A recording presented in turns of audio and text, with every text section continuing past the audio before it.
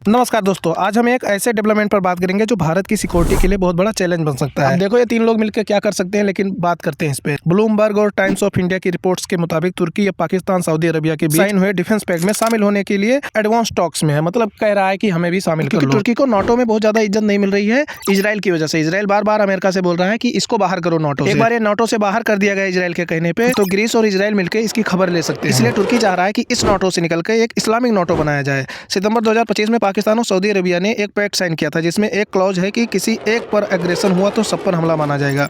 ये बिल्कुल नाटो के आर्टिकल 5 जैसा, यानी तुर्की इसमें शामिल होगा तो ये ट्राइलेटरल ब्लॉक बन जाएगा। तुर्की की आर्म्स, सऊदी अरेबिया का पैसा और पाकिस्तान के न्यूक्स, मतलब कि एक डेडली कॉम्बिनेशन बनने की तैयारी है। क्योंकि जो तुर्की की आर्मी है वो नाटो लेवल की आर्मी है, क्योंकि नाटो में उसकी आर्मी पार्टिसिपेट करती है। अब इसका बैकग्राउंड समझ लो। आप जानते हो कि हर मामले में अमेरिका जरूर रहता है। तो ये पैक्ट भी सामने क्यों आया? अमेरिका की रिलायबिलिटी पर सवाल उठने के बाद आया, क्योंकि अमेरिका के ऊपर भरोसा नहीं कर पाते थे। ट्रंप का नाटो पे कमिटमेंट कम लग रहा है, तो ये देश इंडिपेंडेंट तरीके से ग्रुप बना रहे हैं। तुर्की नाटो का तो मेंबर है, लेकिन वो अब अलग रास्ता तलाश रहा है। एक एक्सपर्ट है तुर्की के, निहात अली ओजकान, वो कहते हैं अमेरिका अब अपनी और इजराइल के इंटरेस्ट पर फोकस कर रहा है। रीजनल कॉन्फ्लिक्ट के चलते नए मैकेनिज्म्स बन रहे हैं, जहां दोस्त दुश्मन क्लियर हो जाएंगे। सिंपल सी बात है कि इजराइल से इन लोगों को बहुत ज्यादा दिक्कत है। तो तुर्की इसमें क्या लेकर आएगा? तुर्की इसमें लाएगा मिलिट्री एक्सपीरियंस और तेज ग्रो कर रही डिफेंस इंडस्ट्री। वो पाकिस्तान के कन्वर्ट्स और वॉरशिप बना रहा है, F-16 अपग्रेड कर रहा है, दोनों को ड्रोन टेक्नोलॉजी दे रहा है। खान जो 5th जनरेशन का फाइटर जेट है, उसमें पाकिस्तान और सऊदी अरबिया को ज्वाइन करवाना चाहता है। सऊदी अरब क्या करेगा? सऊदी अरब के पास में तेल बेच के पैसा इकट्ठा किया है,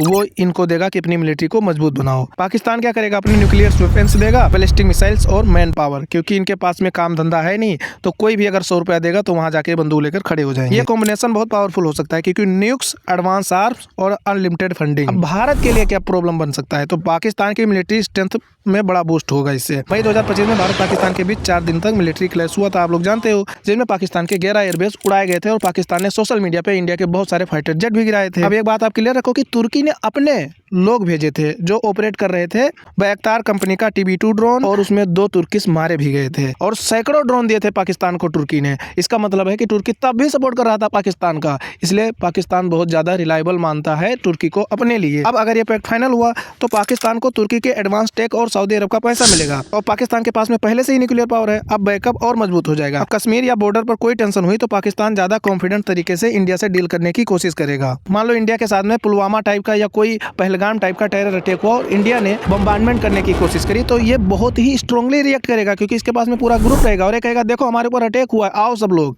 ये भारत के लिए डायरेक्ट थ्रेट बढ़ा सकता है। भारत पहले से ही 2 फ्रेंड्स को डील कर रहा है, चीन और पाकिस्तान। अब तीसरा एंगल जुड़ रहा है, ये इस्लामिक नाटो। अब आप जानते हो कि तुर्की नाटो का तो मेंबर है, लेकिन ये चाहता है कि यूएस लीड कोई सिस्टम हो, उसमें मैं शामिल ना रहूं। ये अर्दोगान की मुख्यतः विचारधारा है। उधर पाकिस्तान को जो ड्रोन्स मिल रहे हैं, अपग्रेडेड F-16 मिल रहा है, वॉरशिप और न्यूक्स का जो ये कॉम्बिनेशन है, ये भारत की एयर और नेवल सिक्योरिटी को चैलेंज कर सकता है। भारत के जो रिटायर्ड एयर चीफ मार्शल हैं अनिल चोपड़ा, वो कहते हैं कि ये भारत की सिक्योरिटी लैंडस्केप को कॉम्प्लिकेटेड करेगा, मतलब ज्यादा कॉम्प्लिकेटेड हो जाएगा अपने बॉर्डर्स को सुरक्षित रखना। अब जियोपॉलिटिकल आइसोलेशन का रिस्क भी है। ये pact South Asia, Middle East और अफ्रीका के पार्ट्स में ओवरलैप कर रहा है। पाकिस्तान अब प्रोटेक्टर ऑफ मुस्लिम स्टेट्स की इमेज बनाएगा। सऊदी अरब के साथ मिलकर वो इंडिया के खिलाफ डिप्लोमेटिक प्रेशर बढ़ा सकता है, जैसे यूएन में कश्मीर इशू उठाना या OIC में भारत विरोधी रेजुलेशन पास करवाना। तुर्की पहले से ही कश्मीर पर पाकिस्तान का सपोर्ट करता है। अगर ये ब्लॉक और मजबूत हुआ तो भारत की जो क्वाड और I2U2 जैसी अलायंसेज को और ज्यादा मेहनत करनी पड़ेगी। अब न्यूक्लियर डिटेरेंस में भी असंतुलन आ जाएगा। पाकिस्तान के पास में जो न्यूक्लियर हथियार हैं वो सऊदी अरबिया के लिए अम्ब्रेला की तरह काम कर रहे हैं, और अगर इसमें तुर्की शामिल हो जाता है तो तुर्की के लिए भी यही हो जाएगा। भारत की न्यूक्लियर पॉलिसी में नो फर्स्ट यूज है,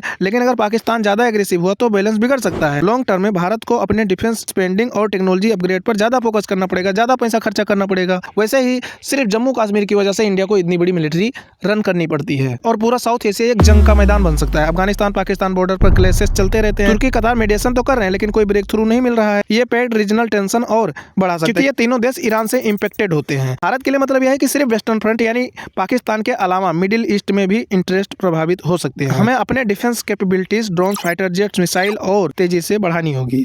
इंटरनेशनल पार्टनर जैसे USA, इजराइल, फ्रांस से टाइज और मजबूत करना होगा। डिप्लोमेसी से सऊदी अरबिया जैसे देश के साथ में बैलेंस बनाना होगा, क्योंकि वो भारत के बड़े ट्रेड पार्टनर्स हैं। ऑफिशियल कमेंट्स की बात किया जाए तो तुर्की के डिफेंस मिनिस्ट्री ने कमेंट करने से मना कर दिया। पाकिस्तान इंफॉर्मेशन मिनिस्ट्री ने रिप्लाई नहीं दिया। सऊदी अरबिया अवेलेबल नहीं थे, लेकिन डेवलपमेंट रियल है, मतलब बातचीत चल रही है। दोस्तों ये सिर्फ शुरुआत है। अगर ये इस्लामिक नाटो बन गया तो साउथ एशिया की सिक्योरिटी में पूरी तरह से बदल सकती है। भारत को अलर्ट रहना होगा, स्ट्रांग रहना होगा। क्या लगता है आपको? कमेंट करके बताओ कि क्या करना चाहिए भारत को। क्या ग्रीस के और इजराइल के साथ में हमें भी एक ऐसा अलायंस बना लेना चाहिए जो एक पे अटैक सब पे अटैक माना जाएगा, जैसे नाटो का आर्टिकल 5 है उस तरह से? इसमें ज्यादा समय नहीं है कि काला कौवा भी शामिल हो जाए, क्योंकि पाकिस्तान जिंदाबाद के नारे बांग्लादेश में ऑलरेडी लग रहे हैं।